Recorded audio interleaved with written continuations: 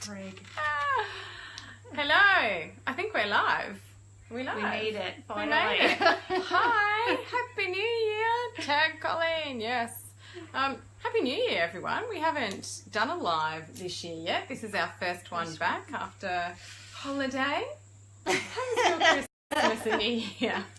Yes, it was nice. It was interesting. It was interesting, relaxing, I guess, this year too. Just very quiet because families spread out everywhere. Yeah. So very different Christmas. And yeah, New of Year's, course, because you got them everywhere. Yeah. So very first time actually ever that it was, because the boys went to Woodford and volunteered too. So I was actually all on my own on Christmas afternoon and evening, which was it was great. Bliss. But it was just unusual. Hi, everyone.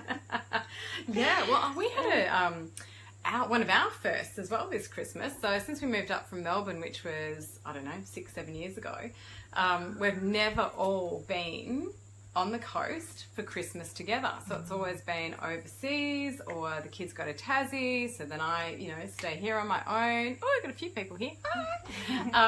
So it was our first one as a family, all together on the coast, and we brought Mum up last year as well, so she was here. So yeah, it was pretty special. Nice. Pretty special. But what a start 2018 has provided. I don't know if anyone else is feeling the same, but it's been interesting is the word for it. Yeah, I love that word. You do. It just encompasses everything, really. Yeah, look, it has been a really interesting one. And today what we wanted to talk to you about, as it says in the title, getting what you want from this year, is people always ask me what my New Year's resolutions are. I hate New Year's resolutions with a passion. I haven't done New Year's resolutions for probably 20, 30 years, really. The reason being, they just, it's the same old stuff, isn't it? Oh, well, I want to lose weight, I want to do this, I want to do that. The new year comes around and you stick to it for a couple of weeks and then it's done. And my belief has always been, well, if that's what you want to do, why aren't you doing it? Like, why are you waiting for the end of the year and saying, okay, well, this is my starting point? Having said that, if it works for some, I can see that there's a place for it, but it's generally not my thing. But what I do like to do is take time to reflect on what I want to create for the year and how I want to be. I think this is a really critical one that we'll talk about a bit more in detail. But we still have things in our lives that we're going to have to tackle throughout the year that we potentially may not want to. It's because it's life, right? It's life, and this is part of it. But how are we being in that moment? So have that goal of, okay, this is what I want to create. These are the things that I want to set up for myself in my life. But how am I going to be in those moments where I'm not necessarily achieving those things, or just life is hitting me out of the blue? How am I reacting? And there are some key things that you can do to keep your focus on what you want to create and how you want to be. Yeah. So I'm kind of with you on the New Year's resolutions. I think it's really important that we have times in our life where we are reflecting on what we've had or experienced or been and what we want to change and what we want to create differently. That is important. But I'm very wary of I've seen a lot of reset, reignite, and I was reboot. Reboot. And I think that restart. It's easy to get trapped into this energy of it's like when you go to a workshop and you're encompassed in this energy and you're really inspired, and you've expanded, you've got a new direction, or you've got a bit more clarity about where you want to go in life, and then you come home. And you're back in your same old routine, you're back in your same environment, and I feel that a lot of the times with New Year's resolutions, it's exactly the same. We have that maybe that first few days of January, we're like, I'm going to meet that health goal, and I'm going to, change that relationship, but we haven't done anything on a day-to-day basis. And so I'm a little bit more passionate about, what are the daily habits that you're setting up, because it's the daily habits that are actually going to help you get there. Yeah. It's not having just the big vision and then, having the intention. You've got to align yourself mentally, emotionally, and energetically with that vision. And that only comes from day to day, moment by moment, being in alignment. So what's your morning routine like? What's your evening routine like? How have you set yourself up for success day to day, moment by moment. And that is so critical. I've always been someone who, I don't know, struggles with routine, I guess, and rituals. And I'm starting, as I get a bit older, starting to really see the importance of it. And you don't have to start, again, you know, you can break things down in really small steps. So you don't want to be overwhelmed by setting your goals too high. So one thing I've done for this year is just a simple practice that I've done before, but not on a regular basis, on a daily basis. But I now have a notepad next to my bed, and when I wake up in the morning, because I think it's a great way to start my day, is to do my gratitude journal. So I write down a minimum of 10. Can't be less than 10 things that I'm grateful for, and that is just default. Wake up, grab it, write. And it just changes that mindset and gets you set for the day. If I miss it in the morning for whatever reason, then I do it at night. So I'm still doing it. I'm not going, oh God, I didn't do it, and then wiping it, because we tend to have a tendency to do that. I think it's a bit of human nature. If I've missed it, then I'm just going to ignore it and just, you know, not do that again. I just pick it up at night. So every day I have completed my gratitude journal. So that's just one small thing. And you can start with that and then you build. Yeah. Yeah. And gratitude is very crucial to being able to have yourself in that energetic alignment of being able to show up as a person to achieve the goals or, you know, create the intentions that you've set for yourself. So I know some people do struggle a little bit with the concept of gratitude, and so I feel that when life is maybe a bit challenging, it's really good to look at it from a perspective as well too of, you know, what can I appreciate? There's an activeness around appreciation, and they can sometimes feel like there's more things we can appreciate as opposed to being grateful for something. So gratitude is like crucial. You're spot on with that, and having a practice, a daily practice where you're taking note of that in your life. So whether it's your relationships or your body, or it can be the fan above your bed, like flowers in the garden, like just find something to be appreciating and have gratitude for.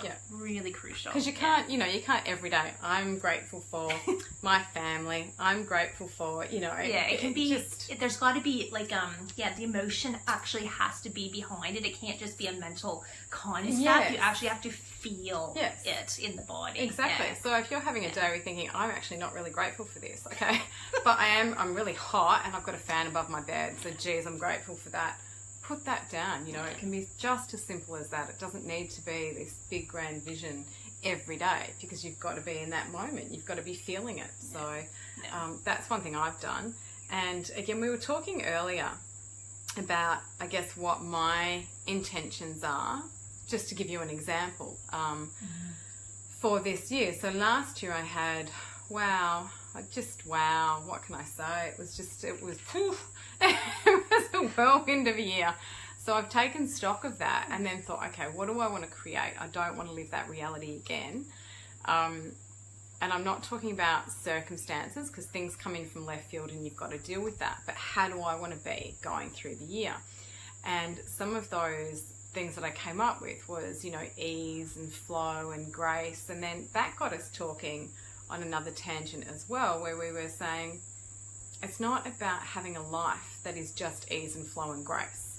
You know, you've still got to deal with that stuff that comes out of left field. But it's about how you're acting and being through that.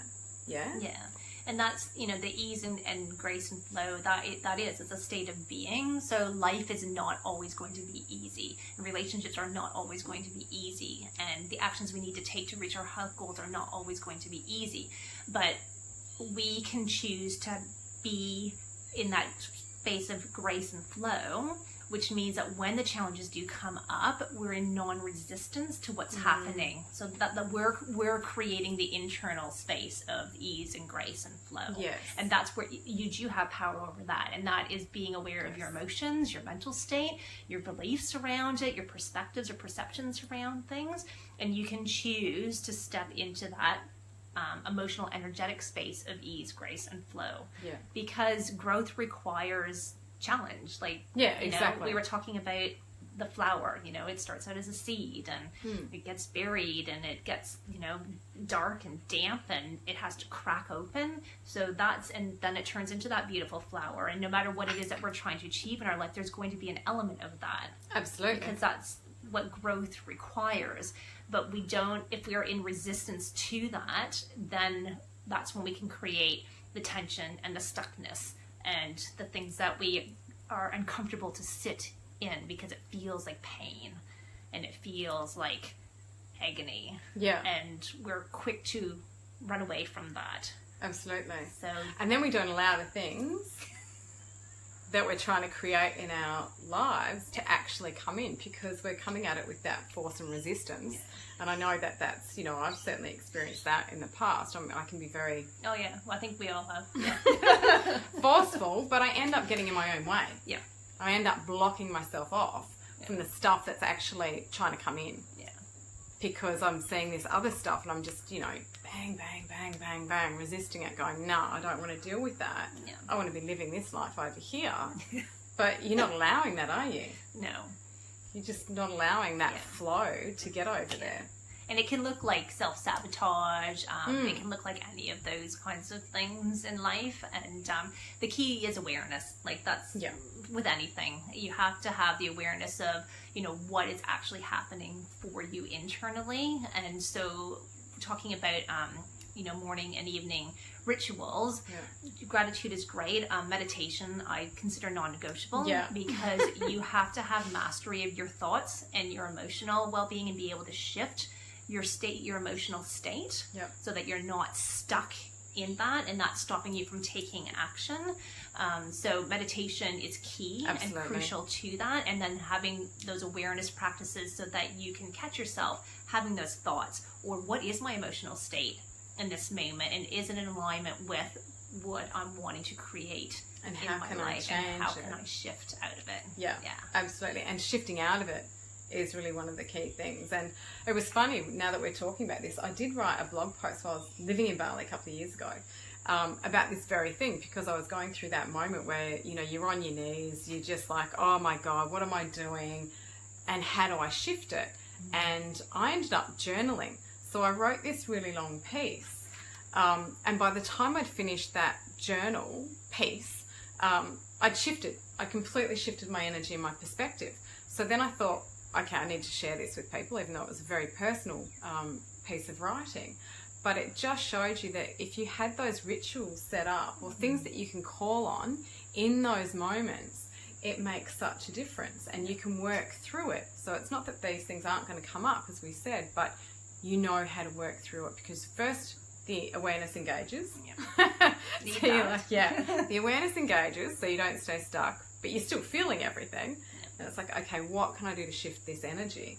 Okay, I can journal, or I can write some gratitude stuff. I can meditate. I could take myself for a walk. I could light some candles. I could light some incense, you know, whatever it might be. But if you've made these almost routine, then it's really easy to quickly call on them and implement them. Same as breathing. I worked with a client last year, and we made breathing her default. And it sounds so simple and probably so ridiculous, because you're thinking, I know how to breathe. But so it was 3 times a day, I want you to breathe. Mindfully breathe 3 times a day. So when this issue that she was struggling with, when this came up, it became default. She didn't actually have to go, oh, I'm in it. I need to breathe. She's too far gone then, right? So by practicing that, when those moments hit, you automatically go, and then you get greater awareness, and then you have the mindset to go, okay, I need to just step away from this, or I need to journal, I need to run a bath, or whatever it might be, to shift that energy. And breathing is so powerful. It's so simple. You can do it anywhere. It's free. So it doesn't require much, really, but it is a conscious, like 3 deep breaths as a minimum to get your body out of flight and fight mode and back into rest and digest, so you can actually problem solve or work towards solutions or deal with whatever emotions are coming up or whatever the challenges that you're being presented with. So breathing, again, conscious breathing, 3 deep breaths. And the other thing I like to do is just a simple body awareness practice that I call a check-in. And that is just stopping several times throughout the day and just asking myself, what am I thinking? How am I feeling?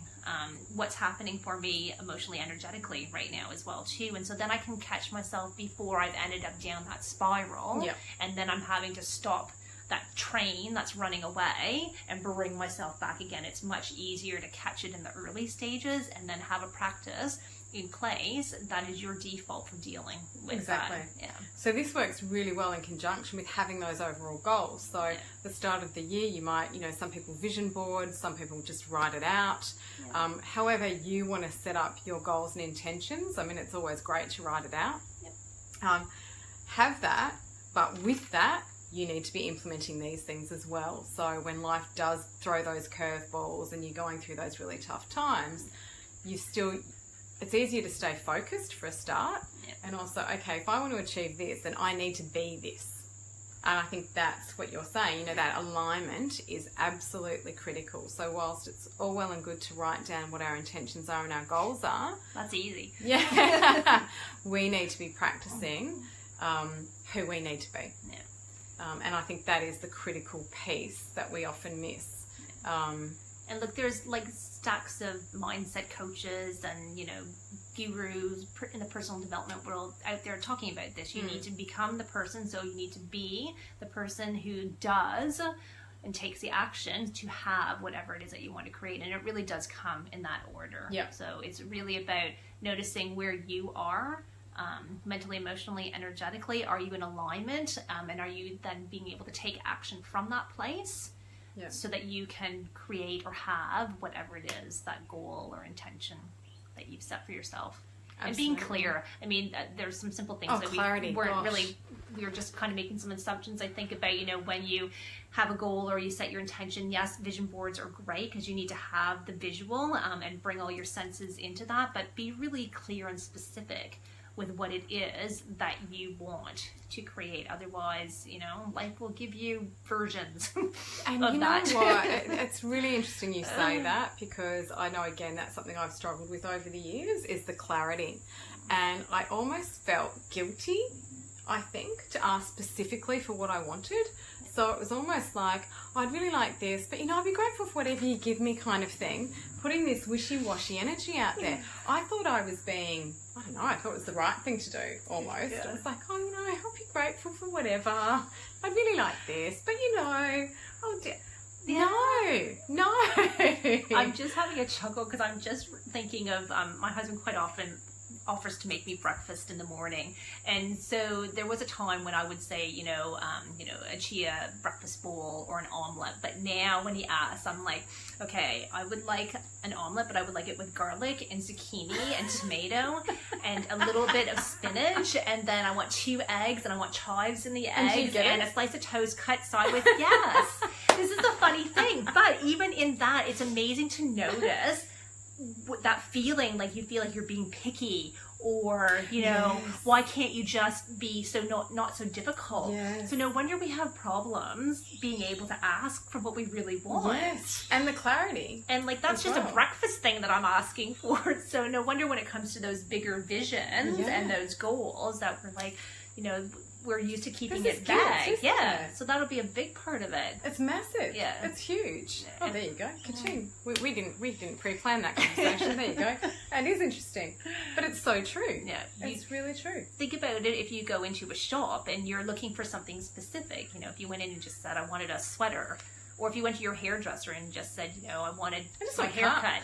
And then God only knows what you're going to end up with. So you need to be really specific and clear about what it is that you want. Yeah, absolutely. So start there. Yeah. Then vision board and write it out. Yep. And then work on things that align yourself with who you need to be to achieve that. Yeah. Oh, look, it's easy. Yeah. And that is just your thoughts, your emotional state, your beliefs, so your energetic state as well too. And when you can be in that space, then you're going to be able to draw that into your life. And so there is a bit of a feedback loop. So again, a lot of people will talk about, set the intention and be specific and clear about it, but then detach. Detach just means that you leave yourself open so that when things are coming to you, because it might be even something bigger than you could have possibly even imagined that's going to be wanting to be created in your world. So being able to be open to that so that you're not so narrow-minded on this is how it has to show up. Oh yeah, right? That is one of the key things, not the how. It's this is the goal, the vision. The how, be open to the signs, the synchronicities, and all the things that enter into your life with that too. Absolutely. Yeah. If anyone's got any questions, just go for it. We have an announcement. Yes, we go there now. Sure. I think it's perfect because a lot of the stuff that we're talking about, this is what we'll be focusing on. Yeah, exactly. So in Brisbane on the 25th of February, we are running one of our one-day workshops or retreats where we'll be focusing a lot on these different tools that you can implement in your life to create this space for you. So we will put the link under here. I haven't got it on there yet, but as soon as we finish this live, I'll put the link to book your tickets. Yeah. Tickets are, there's an early bird special at the moment, so it's $147 for the day. It's from 10 till 4. You get lunch, you get a lovely little gift bag. That's the early bird special. It will go up to $197. However, if you're watching today and you book a ticket, post message me and I'll send you a free ticket. For a friend. For a friend to bring along. So that's a pretty good deal. So you end up getting it for like $70 each or something. Yeah. So awesome deal. We're only doing that today for anyone that's watching the video. 25th of February, Soul Space. If you know Brisbane, Soul Space is such a beautiful venue in Newmarket. We love working there. Jodie that runs it's just gorgeous. So yes, and if you've got any questions about the day, please let me know, but I will post the link and you can have a look at it as well. We might just quickly have a little chat just about it, because a lot of the stuff that we've just spoken about too, it's really important to be able to take time out of your daily life to invest in yourself, as in come and learn some practices, actually take action from that space, being supported in that, group environment, but also having people work with you to help you create those visions. What is it that you can do in your daily life to set up those habits? And it can be simple things like meditation and journaling and, gratitude. And the more we practice those and the better we get at them, then we're more likely to do them in our lives too. So I think day retreats or workshops are really important to come and get that clarity and to learn some new skills and tools that you can then take home and use in a practical and simple way. We only teach practical and simple things for this exact reason. Yeah, exactly. Exact reason, because otherwise you just won't do them when you go home. And we give you quite a few, so you can pick and choose. It's not, we don't expect everyone to walk away and implement all of them, but you'll find a few that will actually resonate. Right for you. Exactly. So that's why we expose you, I guess, to quite a few different tools that you can implement in your daily life. And the idea is that you walk away and you've already got some that you've practiced on that day that really resonate with you, and you're ready to implement them because they're simple and they don't take up hours of your day every day. They can take up 5 minutes of your day, but sets you up in a very different mindset.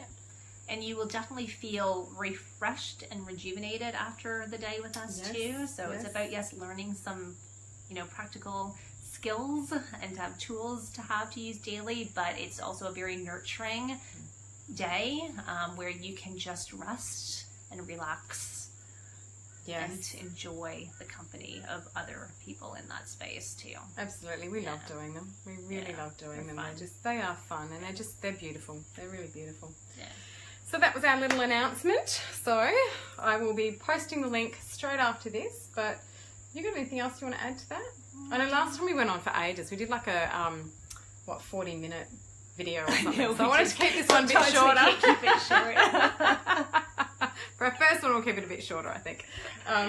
Well, I hope that was helpful. I hope everybody Yeah. got some tips just about, I know we're January, we're into that goal setting, creating intention. So it's good just to, even now, have a little bit of time reflecting on what it was you set a couple weeks ago and what can you put in place day to day to help you move forward and achieve those goals, and who are you going to show up to be in order to do, in order to have. Absolutely. Yeah. Thank you, Colleen. So nice to catch up with this beautiful woman again. Much love to everyone. If you've got any questions after this, feel free to pop them in underneath the post, or post messages as well. That's all fine. And hopefully we'll see you on the 25th of February if you're in Brisbane. Much love. Bye.